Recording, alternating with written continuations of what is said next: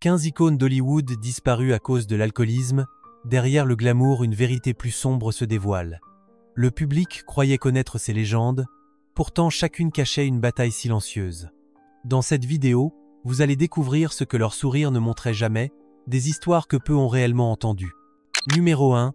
Amy Winehouse. Le 23 juillet 2011 à Londres, la nouvelle de sa disparition frappe le public français comme un coup de tonnerre. Ce jour-là marque la fin d'une voix que la France avait adoptée dès ses débuts, une voix où se mêlaient la force et la fragilité, le blues et la confession intime. Amy Winehouse avait enchanté les auditeurs depuis la sortie de son premier album, puis conquis durablement les ondes françaises avec Back to Black, un disque souvent diffusé dans les cafés, les voitures et les soirées conviviales. Sa manière de chanter la peine semblait toucher une corde familière chez les Français, sensible à la mélancolie élégante qu'elle portait naturellement. Au fil des années, l'alcool entre de plus en plus dans son quotidien.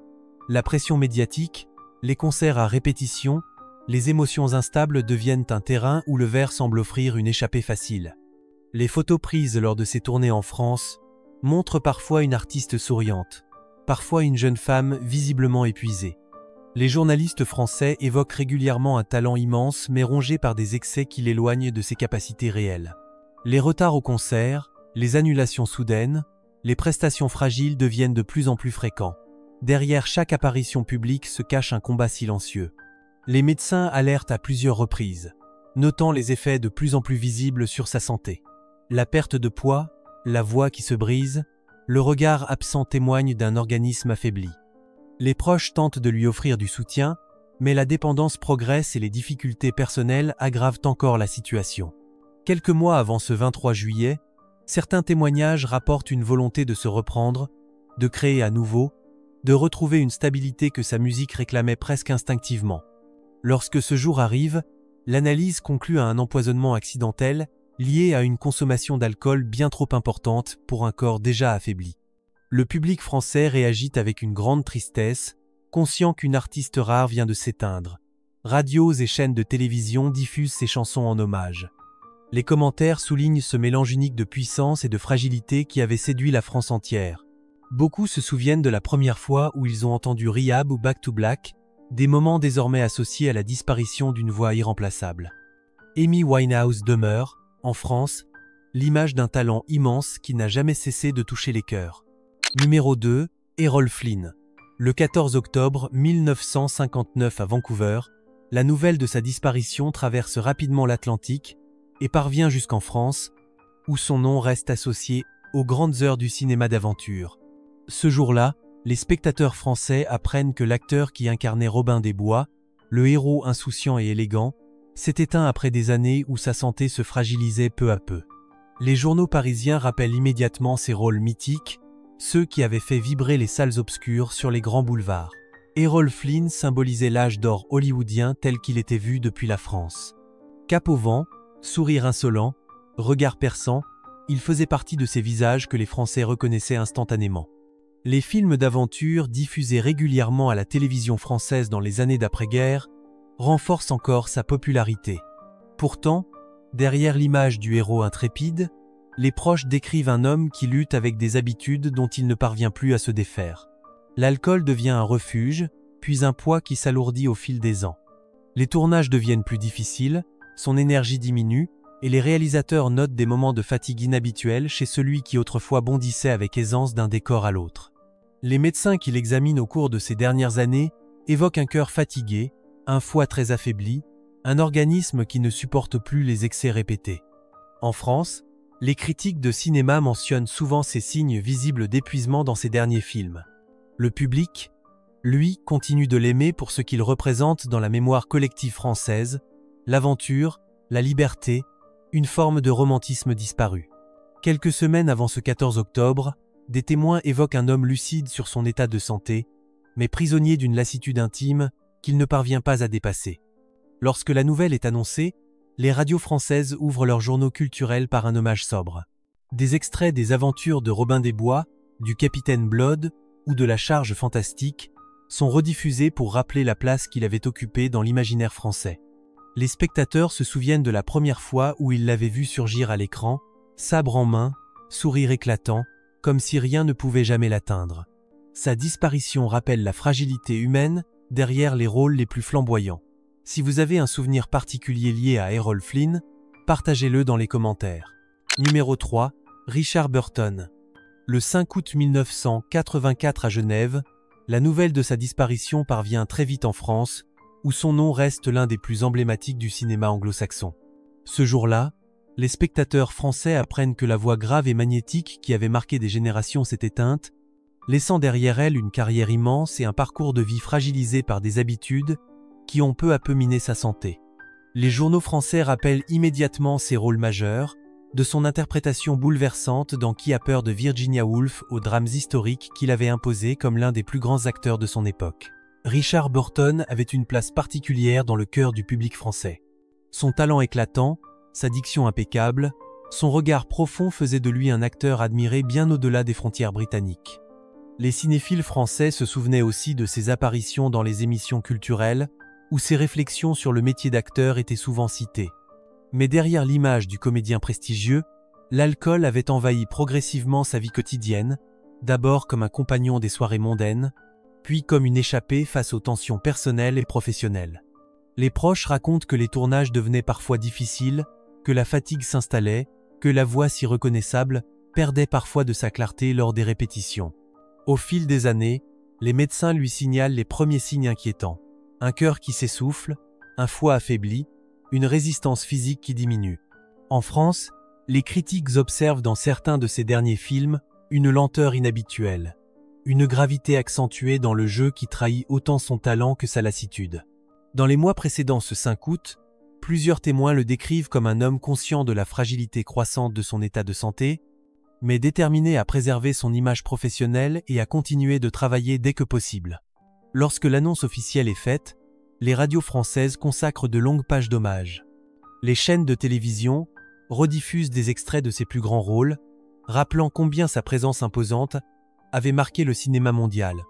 Les spectateurs français, qui l'avaient suivi pendant des décennies, se souviennent de sa voix unique, de son intensité dramatique, et surtout de cette manière si particulière de faire vivre les personnages.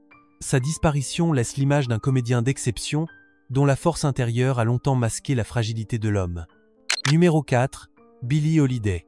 Le 10 à 7 juillet 1959 à New York, la nouvelle de sa disparition atteint la France et suscite une vague d'émotions immédiates. Ce jour-là, les auditeurs français comprennent qu'ils viennent de perdre l'une des voix les plus émouvantes du jazz, une artiste dont la sensibilité et la douleur intérieure avaient marqué profondément la scène musicale mondiale. Les radios françaises, déjà très attachées à sa manière de chanter le blues avec une intensité rare, interrompent leur programmation pour diffuser ses titres les plus connus, rappelant la place unique qu'elle occupait dans le cœur du public. Depuis les années d'après-guerre, Billie Holiday était particulièrement aimée en France. Les cabarets parisiens, les cafés animés, les émissions de radio nocturnes diffusaient ses chansons avec une admiration constante. Sa voix portait un grain inimitable, une mélancolie qui semblait appartenir autant aux rues de Harlem qu'aux boulevards parisiens. Pourtant, derrière cette grâce musicale, se cachait une existence marquée par des blessures profondes, auxquelles l'alcool avait fini par s'inviter comme une forme de soulagement fragile. Au fil des saisons, sa consommation augmente, rendant ses concerts plus difficiles, sa santé plus précaire, son souffle plus court.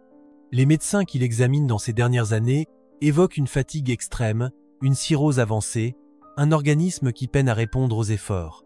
En France, les critiques notent parfois l'évolution de sa voix, plus rauque, plus cassée, mais toujours aussi poignante. Le public français, lui, n'y voit pas un affaiblissement, mais plutôt une intensification de son âme artistique. Pourtant, les signes d'alerte deviennent nombreux. Les tournées s'interrompent. Les hospitalisations se multiplient. Certains témoignages rapportent une artiste lucide sur son état, mais prisonnière d'un passé lourd qui continue de peser sur son présent. Lorsque ce 10 à 7 juillet arrive, Billie Holiday se trouve déjà dans une situation critique. La nouvelle de son départ provoque en France une réaction d'une rare intensité. Les hommages se multiplient. Les journaux soulignent son influence immense sur la chanson française, citant des artistes qui avaient trouvé chez elle une source d'inspiration inépuisable.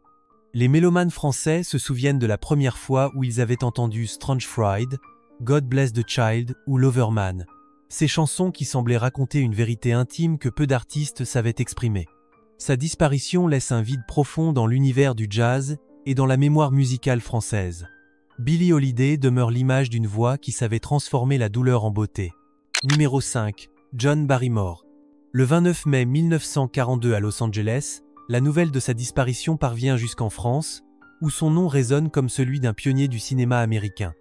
Ce jour-là, les spectateurs français apprennent qu'un pilier de la scène théâtrale et de l'écran s'est éteint, laissant derrière lui un héritage immense et une vie marquée par des habitudes qui ont progressivement fragilisé son organisme. Les journaux culturels rappellent immédiatement son statut de maître du jeu dramatique, capable d'incarner aussi bien les héros romantiques que les figures tourmentées, un talent qui avait profondément influencé plusieurs générations d'acteurs. John Barrymore avait conquis le public français dès les premières diffusions de ses films dans l'entre-deux-guerres. Sa présence magnétique, son regard intense, sa diction héritée du théâtre classique, faisaient de lui une figure incontournable. Les critiques français admiraient sa capacité à passer d'un rôle à l'autre avec une aisance exceptionnelle. Ses interprétations de Hamlet, de Don Juan et de personnages issus de grands romans européens témoignaient d'une maîtrise rare.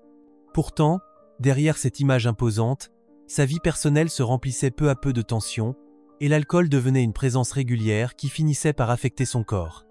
Les années avancent et ses proches notent des signes de fatigue de plus en plus visibles.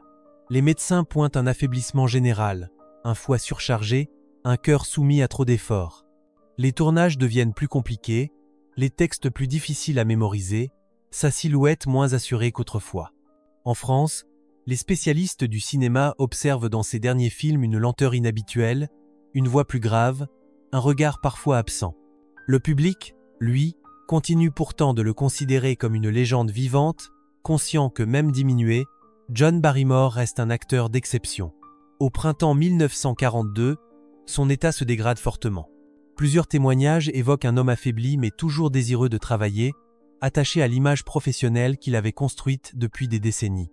Lorsque ce 29 mai arrive, le verdict médical mentionne une cirrhose avancée qui contribue directement à son décès.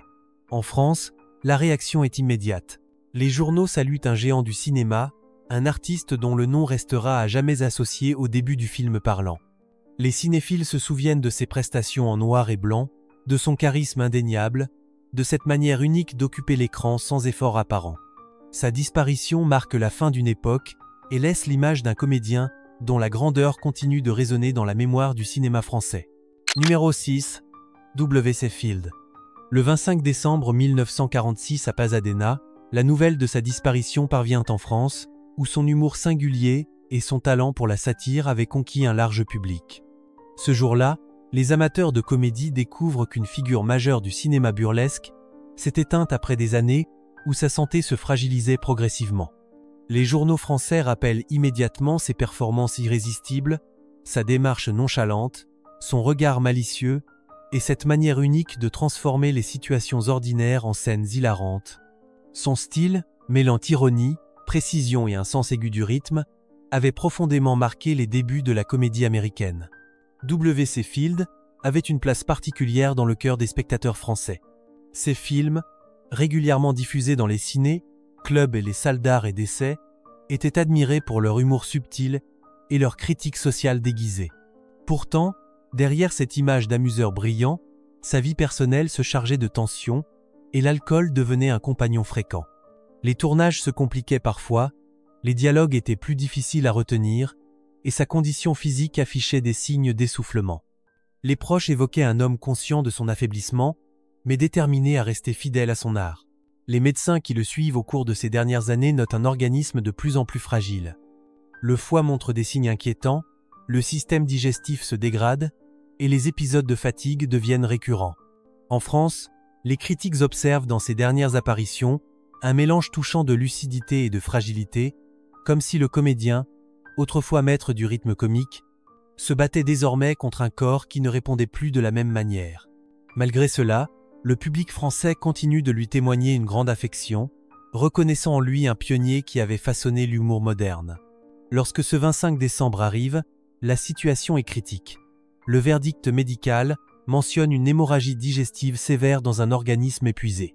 La nouvelle provoque en France une vague d'hommages. Les radios rediffusent des extraits de ses meilleurs films, les critiques rappellent son influence sur plusieurs générations d'humoristes, et les spectateurs se souviennent des éclats de rire que ces numéros avaient suscités. WC. Field laisse l'image d'un artiste dont le talent immense a traversé les océans pour toucher le public français avec une force toujours intacte. Si vous gardez un souvenir particulier de ces films, vous pouvez le partager dans les commentaires. Numéro 7. Veronica Lake. Le 7 juillet 1974 à Burlington, la nouvelle de sa disparition se répand rapidement et atteint la France, où son visage reste associé à l'âge d'or du film noir. Ce jour-là, les spectateurs français apprennent que la star au regard mystérieux et à la coiffure légendaire en rideau s'est éteinte, laissant derrière elle une carrière marquée par une ascension fulgurante et une lente dégradation de sa santé. Les journaux français rappellent immédiatement ses apparitions inoubliables dans La Clé de Verre, Les Tueurs ou encore Les Voyages de Sullivan, où son mélange de douceur et d'ironie avait séduit un large public. Veronica Lake occupait une place singulière dans la mémoire cinéphile française. Son élégance glacée, son port de tête impeccable, cette manière d'apparaître à l'écran comme une énigme vivante, avait fait d'elle une figure immédiatement reconnaissable. Les magazines français des années 40 la mentionnaient régulièrement comme l'une des plus grandes beautés d'Hollywood. Pourtant, derrière l'image parfaitement maîtrisée, la vie personnelle de l'actrice se chargeait de tourments auxquels l'alcool finit par occuper une place croissante. Les tournages se compliquaient, sa concentration diminuait, et son tempérament sensible la rendait de plus en plus vulnérable face aux exigences sévères du milieu hollywoodien. Les médecins qui la suivent dans ces dernières années notent un affaiblissement général, un foie sévèrement touché et un organisme qui peine à supporter les efforts les plus simples. Les témoignages évoquent une femme isolée, vivant loin des studios qu'il avait autrefois célébrés, tentant par moments de retrouver une stabilité. En France, les critiques, découvrant peu à peu l'évolution de sa vie après sa gloire, parlent d'une actrice prisonnière de son propre mythe, incapable de se défaire de l'image qui avait fait d'elle une icône mais qui limitait désormais ses possibilités de carrière. Lorsque ce 7 juillet arrive, Veronica Lake se trouve dans un état très affaibli. Le constat médical évoque une hépatite aiguë et une cirrhose avancée, témoignant d'un organisme à bout de force. La nouvelle provoque en France une profonde nostalgie. Les cinéphiles redécouvrent ses films, admirent à nouveau son jeu minimaliste, sa présence magnétique, sa manière unique d'occuper l'espace avec une sobriété qui contrastait avec les excès lumineux d'Hollywood. Sa disparition ravive une époque où le film noir régnait sur les écrans et où une simple mèche de cheveux pouvait devenir un symbole mondial. Veronica Lake demeure pour le public français l'image d'une étoile dont la beauté et le mystère continuent de hanter l'histoire du cinéma. Numéro 8. Oliver Reed. Le 2 mai 1999 à La Valette, la nouvelle de sa disparition parvient en France et surprend profondément les amateurs de cinéma. Ce jour-là, les spectateurs français apprennent que l'acteur britannique au tempérament volcanique, dont la présence imposante avait marqué des décennies de films, s'est éteint alors qu'il participait encore activement à un tournage. Les journaux culturels rappellent immédiatement son rôle inoubliable dans Les Trois Mousquetaires, sa puissance brute dans Oliver, ou encore sa prestance dans les drames historiques qui passaient régulièrement à la télévision française. Oliver Reed occupait une place de choix dans l'imaginaire cinéphile français. Sa voix grave, son regard perçant, son jeu instinctif faisaient de lui un acteur dont la seule apparition à l'écran captait toute l'attention. Les critiques français le décrivaient comme un comédien entier, imprévisible, intense, parfaitement adapté aux personnages tumultueux et aux récits épiques. Sa réputation de force de la nature lui avait valu une admiration durable, mais son tempérament passionné s'accompagnait aussi d'un rapport compliqué à l'alcool, un rapport qui prenait une place croissante au fil des années et fragilisait progressivement son organisme. Les tournages devenaient parfois plus difficiles, sa capacité physique se réduisait, et certains réalisateurs notaient des instants de fatigue inhabituels chez cet acteur autrefois infatigable. Les médecins observaient un cœur qui s'essoufflait, une tension instable et un foie marqué par des années d'excès. Pourtant, Oliver Reed restait déterminé à poursuivre son métier, trouvant dans le jeu une énergie que la vie quotidienne ne lui offrait plus. En France, les cinéphiles suivaient toujours avec intérêt sa filmographie, admirant un artiste qui semblait incarner une forme d'héroïsme brut, propre aux grandes fresques historiques. Au printemps 1999, il se trouve à Malte pour participer à un tournage ambitieux. Les témoins rapportent qu'il affichait un mélange de fatigue et de volonté, comme s'il souhaitait prouver qu'il pouvait encore donner le meilleur de lui-même malgré un organisme affaibli. Lorsque ce 2 mai arrive, une défaillance cardiaque met brusquement fin à sa vie. Le choc est immense, y compris en France, où son nom était associé à une époque du cinéma britannique faite de force, de passion et de personnages puissants. Les hommages affluent rapidement. Les chaînes rediffusent des scènes emblématiques de sa carrière, rappelant l'intensité et la sincérité qu'il offrait à chaque rôle. Oliver Reed demeure pour le public français l'image d'un acteur larger than life, dont la fougue et la sensibilité profonde continuent d'habiter la mémoire du cinéma. Numéro 9. John Cassavetes. Le 3 février 1989 à Los Angeles, la nouvelle de sa disparition arrive rapidement en France, où son nom résonne comme celui d'un véritable artisan du cinéma. Ce jour-là, les spectateurs français apprennent qu'un des pères du film indépendant s'est éteint, laissant derrière lui une œuvre dense, humaine et profondément influente. Les journaux culturels rappellent aussitôt que la France avait été l'un des premiers pays à reconnaître la puissance de son cinéma. Un cinéma fondé sur la vérité des émotions, l'improvisation maîtrisée et l'exploration des relations humaines dans toute leur complexité. John Cassavetes entretenait un lien particulier avec le public français. Ses films étaient souvent projetés dans les cinés, clubs, étudiés dans les écoles de cinéma, commentés dans les revues spécialisées. Sa manière de filmer les visages, les hésitations, les silences, avait séduit une génération de critiques français qui voyaient en lui un héritier moderne du réalisme poétique. Pourtant, derrière cette énergie créative se trouvaient des années de lutte intérieure, et l'alcool avait fini par occuper dans sa vie une place croissante. Les périodes de travail intense alternaient avec des phases d'épuisement où son corps semblait ne plus suivre le rythme qu'il s'imposait. Au fil des années, ses proches et ses collaborateurs remarquent une fatigue persistante. Les médecins évoquent un affaiblissement général, un foie fragilisé, une résistance physique en baisse. Malgré cela, il continue de tourner, de jouer, de réaliser, animé par une passion qui ne se dément jamais. En France, les critiques observent dans ses dernières interviews un homme lucide et sensible, conscient de la fragilité de son état, mais déterminé à poursuivre son œuvre. Sa voix, plus rauque, son visage marqué, ses gestes plus lents témoignent des effets de l'alcool et des années de création intense. Dans les mois précédant ce 3 février, son état se dégrade sérieusement. Des proches rapportent qu'il tente malgré tout de continuer à écrire et à développer de nouveaux projets. Lorsque ce jour arrive, l'annonce officielle évoque une cirrhose avancée qui contribue directement à son décès. La France réagit avec une grande émotion. Les chaînes culturelles rediffusent des extraits de Une femme sous influence, de Meurtre d'un bookmaker chinois, de Opening Night, ces œuvres qui avaient fait de lui une référence incontournable. Les hommages soulignent son regard profondément humain, sa capacité unique à révéler la vérité des êtres, sa place centrale dans l'histoire du cinéma indépendant. John Cassavetes demeure pour les Français l'image d'un créateur passionné, capable de transformer les failles humaines en art d'une intensité rare. Son héritage continue d'influencer les cinéastes et d'émouvoir les spectateurs. Numéro 10, Dave G. Cassidy. Le 21 novembre 2010 à 7 à Fort Lauderdale, la nouvelle de sa disparition traverse rapidement l'Atlantique et bouleverse le public français qui l'avait suivi depuis des décennies. Ce jour-là, les spectateurs apprennent qu'une des figures emblématiques de la pop des années 70 s'est éteinte après une longue période de déclin physique. Les journaux français rappellent aussitôt son immense popularité, portée par la série qui avait fait de lui une idole internationale et dont les épisodes étaient régulièrement diffusés à la télévision française dans les années 70 et 80. David Cassidy avait une relation singulière avec la France. Les fans se souvenaient de ses concerts parisiens, de ses apparitions avec son sourire radieux, de son énergie contagieuse et de cette voix claire qui avait séduit les adolescents de toute une génération. Pourtant, derrière cette image éclatante se trouvait une vie personnelle marquée par des pressions constantes. Les années avançant, l'alcool avait pris dans son quotidien une place croissante, se transformant peu à peu en un fardeau qui fragilisait son organisme. Les tournées devenaient plus éprouvantes, sa voix perdait parfois sa stabilité, et certains concerts étaient annulés en raison de sa fatigue. Les médecins qui l'accompagnent au fil des ans observent des complications de plus en plus graves, un foie sévèrement touché, une capacité respiratoire affaiblie et un organisme qui peine à récupérer. En France, les critiques notent lors de ses dernières prestations une fragilité visible mêlée à une volonté sincère de continuer à chanter pour ses admirateurs.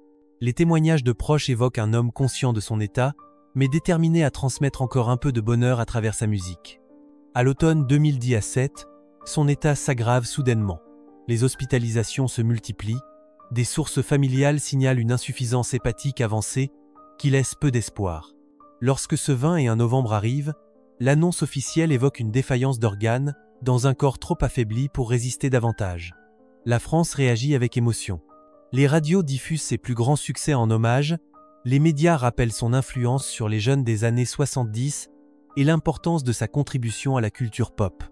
Beaucoup de Français se souviennent de la première fois où ils l'avaient vu à l'écran, de sa coiffure emblématique, de son style expressif et de la joie simple que ses chansons inspiraient. David Cassidy laisse dans la mémoire française l'image d'un artiste lumineux dont la carrière avait apporté chaleur et légèreté à plusieurs générations. Si vous avez un souvenir lié à lui, vous pouvez le partager dans les commentaires. Numéro 11. Elizabeth Pena. Le 6 octobre 2014 à Los Angeles, la nouvelle de sa disparition parvient rapidement en France, où son visage était familier grâce à de nombreux rôles marquants diffusés à la télévision et dans les salles d'art et d'essai. Ce jour-là, les spectateurs français apprennent que l'actrice s'est éteinte à un âge encore considéré comme jeune, après une période de déclin physique qui avait alerté ses proches et interrompu plusieurs projets professionnels. Les médias français rappellent immédiatement son talent polyvalent, capable de passer du drame à la comédie, et soulignent l'impact de ses prestations dans des films qui avaient trouvé un écho particulier auprès du public européen. Elizabeth Pena avait conquis la France avec des rôles intenses et profondément humains. Sa présence dans des films tels que La Bamba ou Lone Star avait montré une actrice dotée d'une grande sensibilité et d'une capacité rare à transmettre des émotions sincères à travers un simple regard.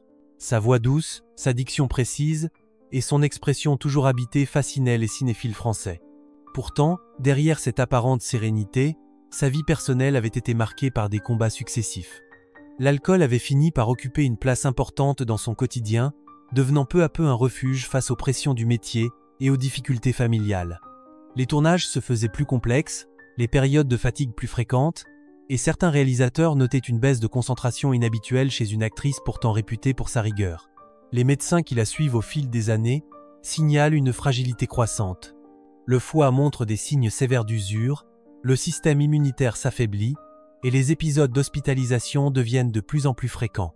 En France, plusieurs journalistes spécialisés remarquent que ses apparitions publiques se font plus rares et que son visage semble marqué par une lutte intérieure silencieuse.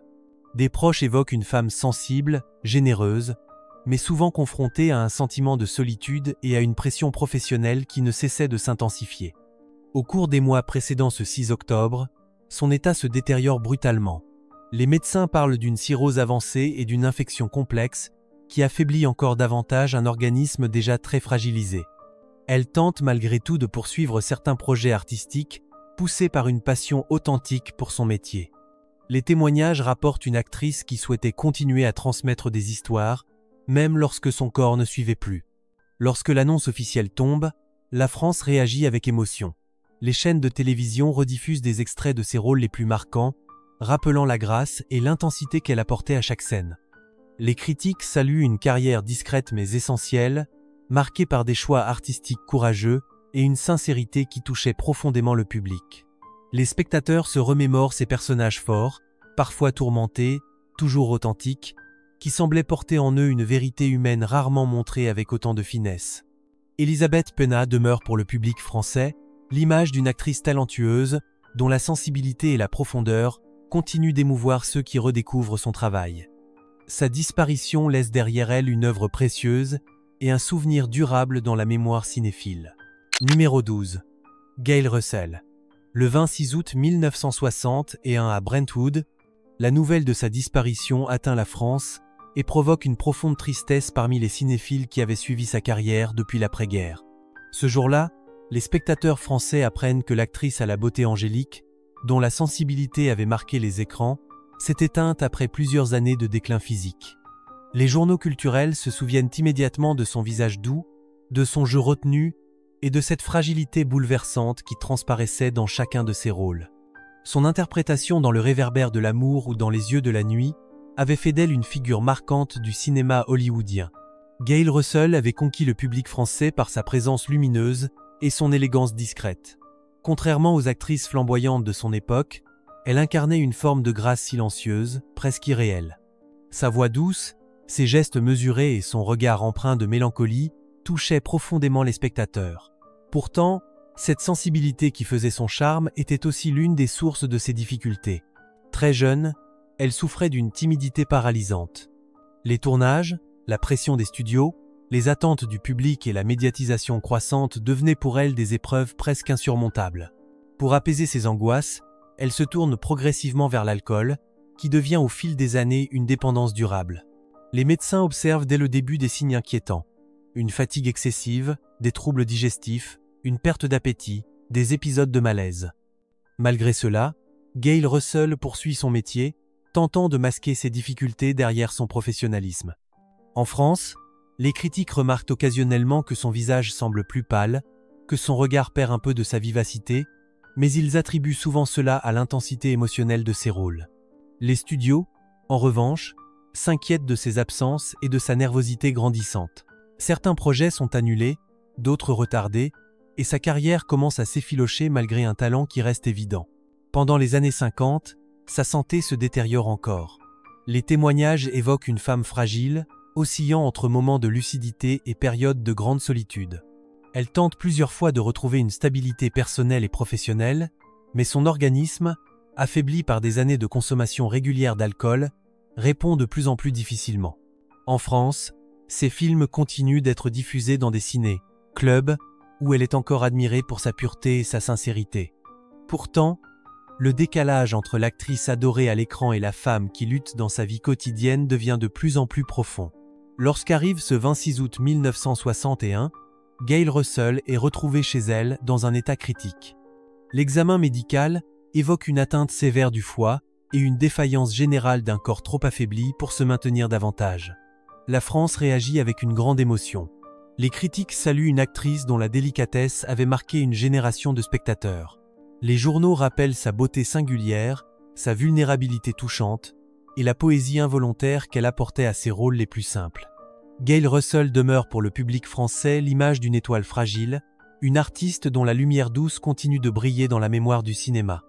Sa disparition laisse une sensation de délicatesse brisée, mais aussi le souvenir durable d'une actrice profondément humaine, dont le talent reste indéniable malgré une vie tourmentée. Numéro 13, Barbara Payton. Le 8 mai 1967 à San Diego, la nouvelle de sa disparition parvient en France et ravive le souvenir d'une actrice dont la trajectoire fulgurante avait jadis captivé les spectateurs. Ce jour-là, le public français apprend que l'ancienne étoile montante d'Hollywood s'est éteinte après des années de déclin physique et émotionnel. Les journaux rappellent immédiatement la beauté fascinante de ses débuts, ce mélange de force et de fragilité, qui avait fait d'elle l'une des figures les plus prometteuses de la fin des années 40. Les films où elle apparaissait, notamment dans Le démon des armes, avaient révélé un talent brut et un charisme singulier que les critiques français avaient salué. Barbara Payton intriguait le public français par son allure à la fois moderne et sauvage. Son visage expressif, son sourire franc, son jeu parfois imprévisible faisaient d'elle une actrice qui détonnait dans un Hollywood encore attaché à des standards rigides. Pourtant, derrière cette apparence audacieuse se trouvait une femme vulnérable, confrontée très tôt à des pressions considérables. Sa carrière, marquée par des conflits avec les studios, des relations tumultueuses et des attentes démesurées, devient rapidement un terrain d'instabilité. L'alcool s'immisce dans sa vie comme un refuge face au chaos extérieur, puis devient progressivement une dépendance qui influence sa santé et ses choix personnels. Les médecins commencent à constater dès les années 50 un affaiblissement notable. La fatigue devient récurrente, les troubles digestifs s'aggravent et sa capacité à se concentrer diminue. Les témoignages de l'époque décrivent une femme de plus en plus fragile, cherchant désespérément à retrouver la stabilité qu'elle avait perdue. En France, ses films continuent pourtant d'être diffusés et son image reste celle d'une actrice au potentiel immense, victime d'un système hollywoodien exigeant et souvent impitoyable. Les cinéphiles français se souviennent de ses performances intenses, empreintes d'une vérité rare, même lorsque son existence personnelle se délitait. À mesure que le temps passe, sa situation financière et personnelle se dégrade fortement. L'alcool, omniprésent, épuise son organisme. Les proches évoquent une femme aux prises avec une solitude croissante, tentant parfois de reconstruire une vie plus sereine, mais incapable de s'extraire totalement du cercle qui la tirait vers le bas. Son état de santé, déjà fragile, s'aggrave lors des dernières années, marqué par une faiblesse cardiaque et une atteinte sévère du foie qui l'empêche de retrouver ses forces. Lorsque ce 8 mai 1967 arrive, Barbara Payton s'éteint dans un silence presque total, loin des projecteurs qui avaient autrefois illuminé son visage. La France réagit avec une émotion teintée de nostalgie. Les critiques soulignent l'immense gâchis d'un talent brisé trop tôt. Les spectateurs se remémorent ses premiers rôles, sa beauté hypnotique, sa sincérité à l'écran. Sa disparition rappelle la fragilité d'une actrice qui, malgré une carrière courte et tourmentée, avait laissé une empreinte durable dans la mémoire du cinéma. Barbara Payton demeure pour le public français l'image d'une étoile brûlante dont la lumière n'a jamais vraiment disparu. Ses films, rares mais marquants, continuent d'émouvoir ceux qui redécouvrent son parcours, symbole poignant d'un destin brisé par des forces qui la dépassaient. Numéro 14. Michael Elphick. Le 7 septembre 1997 à Willsboro, l'annonce de sa disparition traverse rapidement la Manche et atteint la France, où son nom était familier grâce à ses rôles marquants dans plusieurs films et séries diffusées régulièrement sur les chaînes nationales. Ce jour-là, les spectateurs français apprennent que l'acteur britannique, reconnu pour sa puissance de jeu et son naturel saisissant, s'est éteint après une période de déclin physique. Les journaux rappellent immédiatement ses performances intenses dans des productions souvent appréciées du public français, notamment celles où son charisme robuste et sa présence imposante apportaient une profondeur particulière au personnage qu'il incarnait. Michael Elphick avait conquis la France par son authenticité. Son style direct, sa voix grave et sa manière d'habiter ses rôles faisaient de lui un visage immédiatement reconnaissable. Il n'avait pas l'aura glamour des stars hollywoodiennes, mais il possédait une sincérité et une intensité que les Français appréciaient particulièrement. Ses interprétations dans des drames policiers, des récits psychologiques et des séries populaires avaient établi un lien durable entre lui et les téléspectateurs. Derrière cette force apparente se trouvait pourtant une fragilité plus profonde. L'alcool prend progressivement une place importante dans sa vie, devenant une habitude qui finit par peser lourdement sur sa santé. Les années passent et les signes d'épuisement deviennent visibles. Ses proches évoquent une fatigue inhabituelle, une baisse d'énergie lors des tournages, des moments de distraction qui contrastent avec son professionnalisme habituel. Les médecins constatent une tension instable, un foie affaibli, des épisodes de malaise de plus en plus fréquents. En France, certains critiques notent que son visage semble plus marqué dans ses dernières apparitions, mais ils y voient surtout la trace d'un comédien plongé dans la vérité de ses rôles. Au fil des mois précédant ce 7 septembre, l'état de Michael Elphick se dégrade sensiblement. Malgré cela, il continue d'accepter quelques projets, déterminé à rester fidèle à sa vocation d'acteur. Les témoignages rapportent un homme lucide sur sa santé, mais attaché à son métier avec une sincérité touchante. Dans son entourage, l'inquiétude grandit, car son organisme ne parvient plus à récupérer. Le cœur montre des signes de faiblesse, et les médecins évoquent un risque élevé de défaillance. Lorsque ce jour fatidique arrive, la nouvelle de sa disparition suscite une réaction immédiate en France. Les chaînes qui avaient régulièrement diffusé ses films rendent hommage à un acteur dont le talent n'était jamais ostentatoire, mais profondément humain. Les critiques saluent un parcours marqué par une grande sensibilité artistique, une présence puissante et une capacité unique à donner de la vérité aux personnages les plus ordinaires. Michael Elphick demeure pour le public français l'image d'un comédien solide et sincère, dont les rôles ont laissé une empreinte durable. Sa disparition rappelle la fragilité d'un acteur dont la profondeur et la simplicité continuent de toucher ceux qui croisent son œuvre. Numéro 15. Utah Joyce. Le 24 août 1980 à Londres, la nouvelle de sa disparition parvient en France et attriste profondément ceux qui avaient suivi sa carrière à la télévision et au cinéma. Ce jour-là, les spectateurs apprennent que l'actrice britannique, dont l'humour et la finesse avaient conquis un large public, s'est éteinte après une période de déclin physique marquée. Les journaux français rappellent immédiatement sa popularité durable, renforcée par la diffusion régulière de ses séries sur plusieurs chaînes nationales où son visage souriant et son jeu délicat étaient devenus familiers.